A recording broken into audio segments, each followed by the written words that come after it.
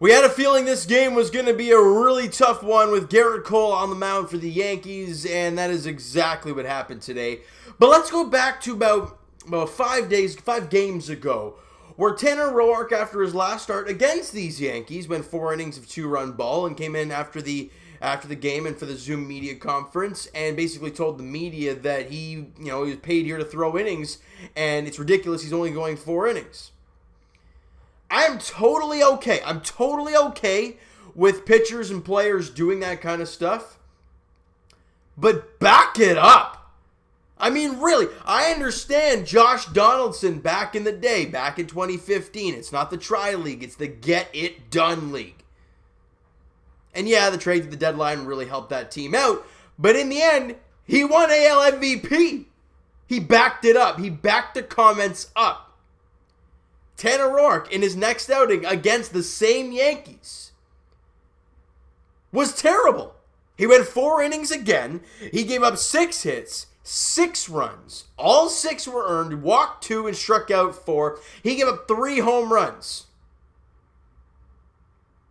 Was the quote from David Price, I know people said in the comments, and I think I've heard that one before, was it David Price that said, hey, if you're not happy about how long you're pitching, pitch better. And he's been awful all year long. So yeah, we're expecting and hoping for you to pitch deep into ball games. But if you're not pitching well, your coach ain't trusting you out there. And he was terrible in the last game. By the way, he wasn't downright awful. 4 innings of 2-run ball isn't terrible. But he gave up 2 home runs.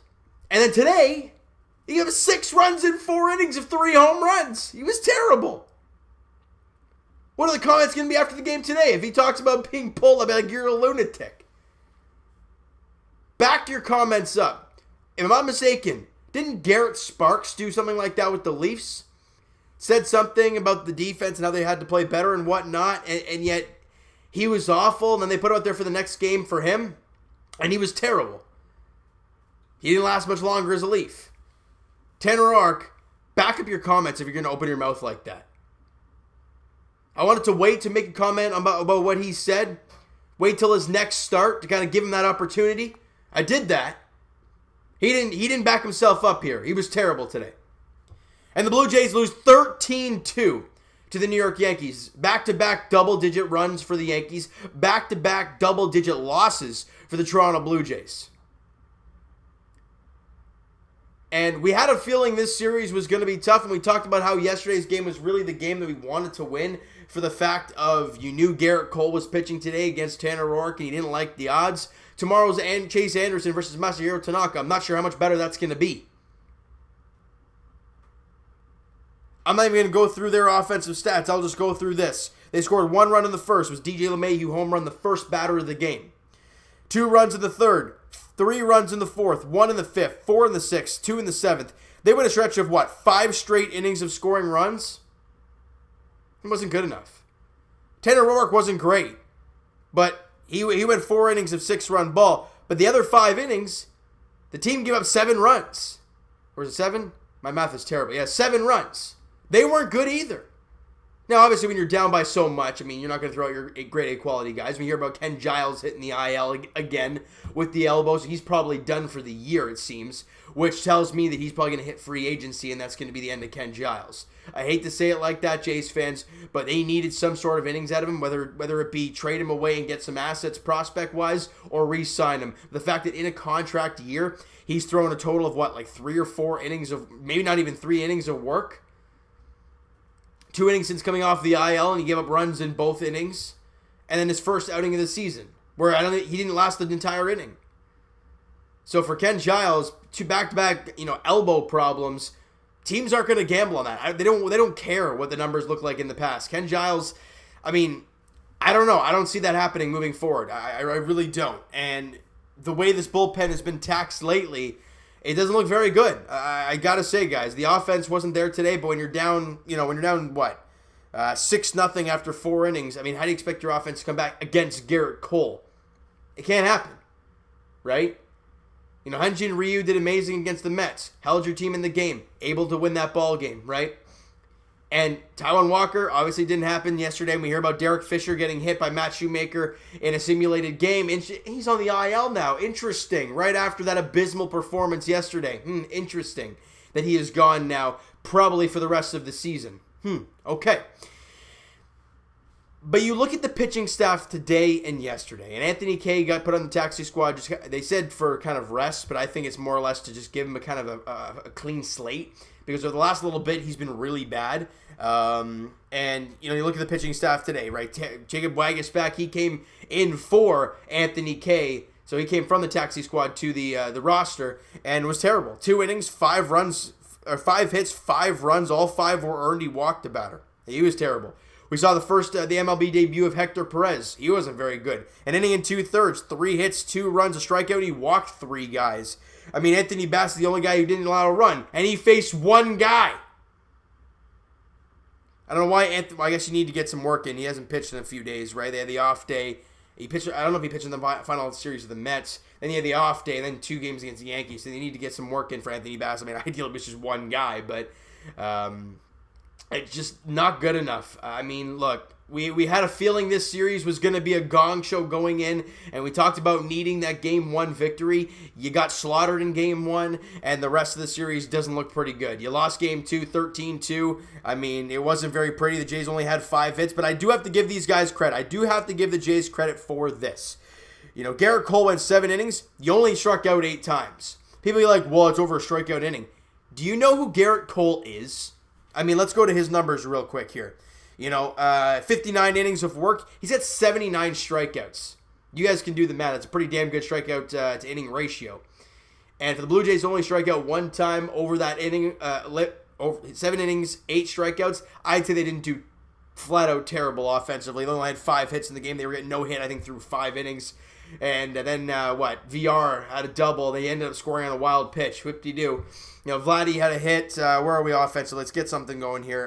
Biggio was 0 for 2. He walked once. He ended up, taking him out of the game just to give Jonathan Davis some time and take Biggio off the field when you're getting slaughtered. Same with Bo Bichette. He was 0 for 3 in the game. And, where are we? Espinal went 1 for 1. Continue to find ways to get hit, the young fella. Grichuk was 1 for 4. Vladdy was 1 for 4. Panic was 1 for 4. Hit his first home run of the season.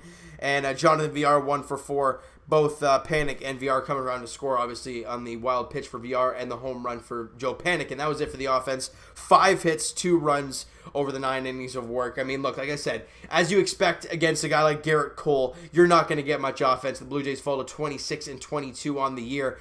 And as I mentioned to you guys before this series, our focus should not be on the New York Yankees. When this team is fully healthy, when they have their guns a-blazing out there, I think they're an incredible ball club. And as we all know, they're a great team.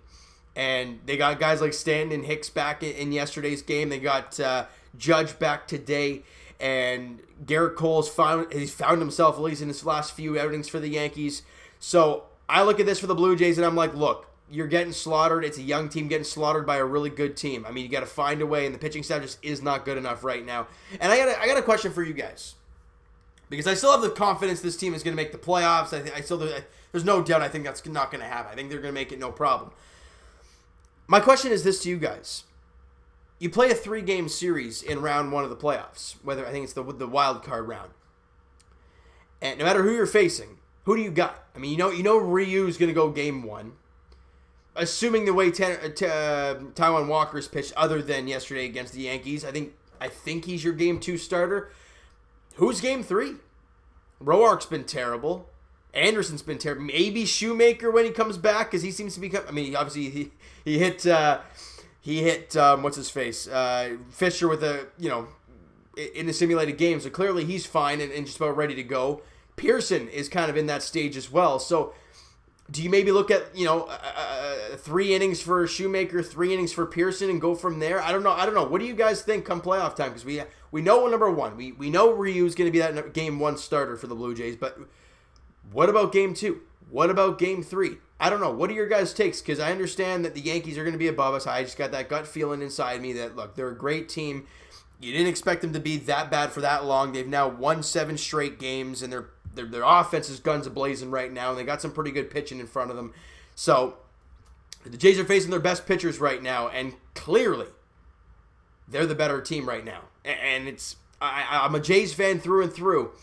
But you're seeing over the last 2 games the outclassing of the Yankees pitching staff and really offense against the Blue Jays pitching staff, period.